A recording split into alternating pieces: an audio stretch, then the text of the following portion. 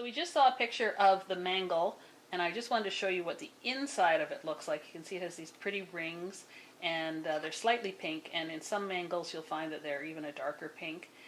And it has a nice soft texture. It's softer than a beet, and it's slightly sweeter than a beet.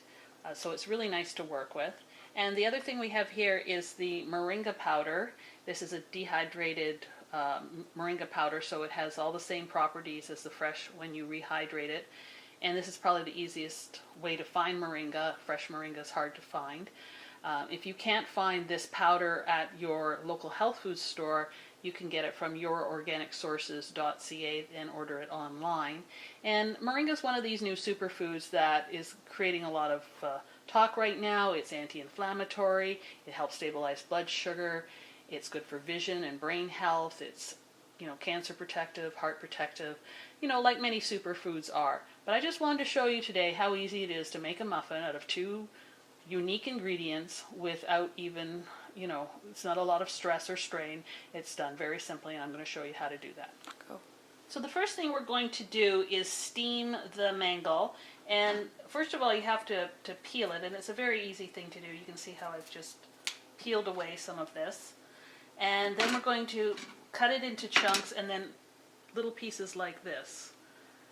Okay, so that's all you have to do, just make them nice and small. We've got about just under 200 grams here, and that works out to be about a cup and a half if you were measuring it with a measuring cup.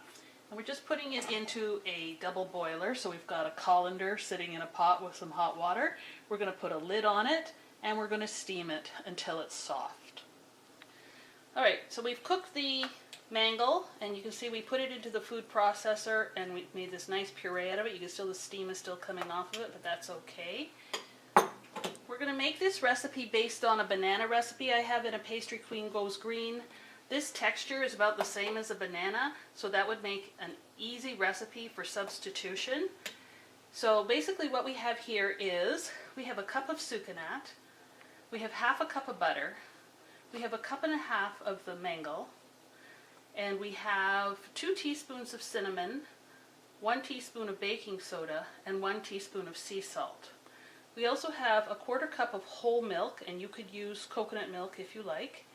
And we've put 1.5 teaspoons of apple cider vinegar into the milk to sort of sour it. You can see it's a little curdly, but that's actually going to work really nicely with the baking soda to give more lift to the muffin.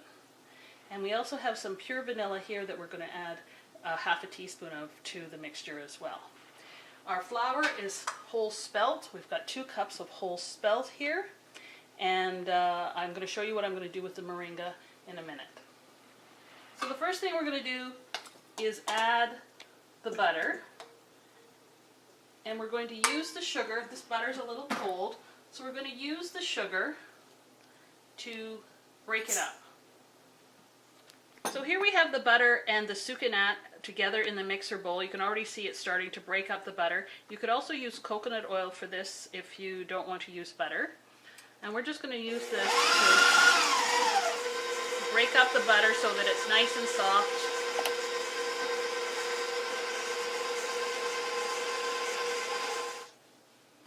Now we're going to add the Mangel.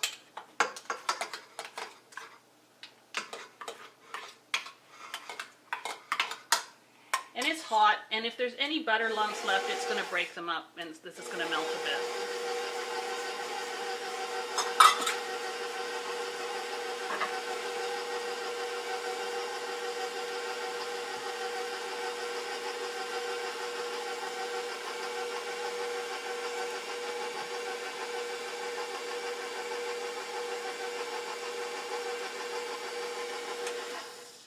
Now, the butter and the sugar has cooled down the Mangel, and so we can now add our eggs. So there's 2 eggs going into this recipe as well.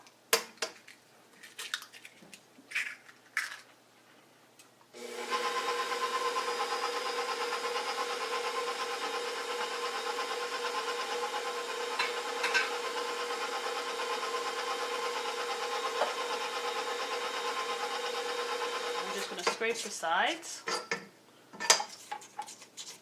And now for the final additions.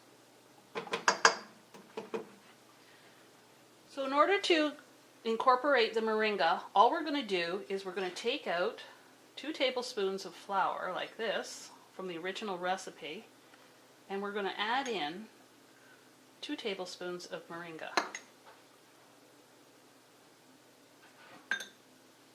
We're going to add this to our mixture.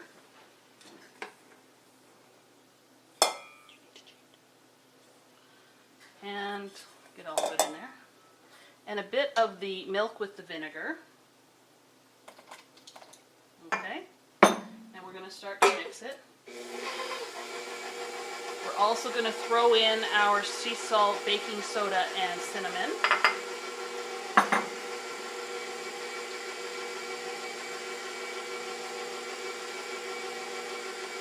And half a teaspoon of vanilla.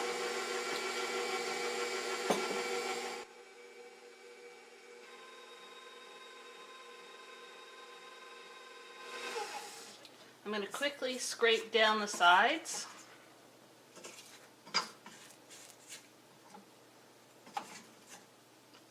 And as you can see, it is green. If the green's not to your liking, you could add cocoa powder as well. And if you used a red beet, it would actually not be green, it would be brown, because red and green makes brown. So we add the rest of the milk.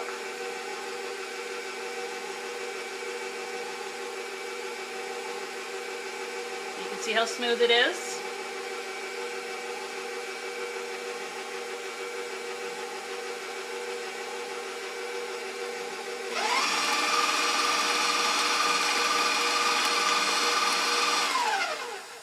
And now we're ready to put it into the muffin tins.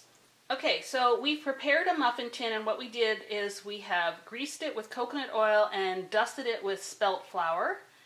And you can see that I've gotten it onto the edges here like this. Sometimes if your muffin comes up too high and you exceed the rim of the muffin cup, you can get it stuck here. So I always grease around here and flour as well. And I find greasing and flouring actually prevents it from sticking more. So don't just grease it, dust it as well. And all we're going to do is we're going to take some of the muffin batter and we're going to put it in, and we're going to fill it to about 3/4 full like that. And by the way, it won't be this green when it bakes either, but I don't care. It's cute. It's lovely. So that's how full as you have to make them, and we'll see how they are when they come out of the oven. You're going to see they're nice and full and very fluffy. So here are our finished muffins.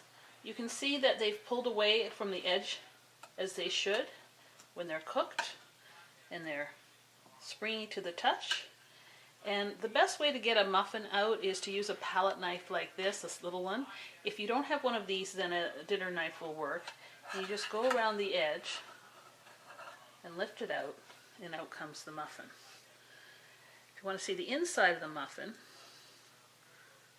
there it is. And as you can see, the green color is gone. It is mixed in with the sucanat and the spices, and it's a golden color now. And you can see how light the texture is. These are nice, light, moist muffins. So this is a very easy way to substitute in some more nutrient-dense foods into a typical muffin recipe. And I'm not suggesting you have to use moringa or even try to find a mangel, because I've only seen one once at the local farmer's market and I may never see it again. You can use regular beets, you can use other vegetables, you can use other antioxidant powders like goji or acai or whatever you like. And it's just a way of putting more nutrient density in, and it's very easy, and it doesn't screw up the recipe, as you can see. So pick what you like, whatever the flavors are that you want to eat, and also make sure it's something, maybe it's a nutrient you want to try, and you have the substitution technique. So just go for it and enjoy a nice, light, fluffy muffin.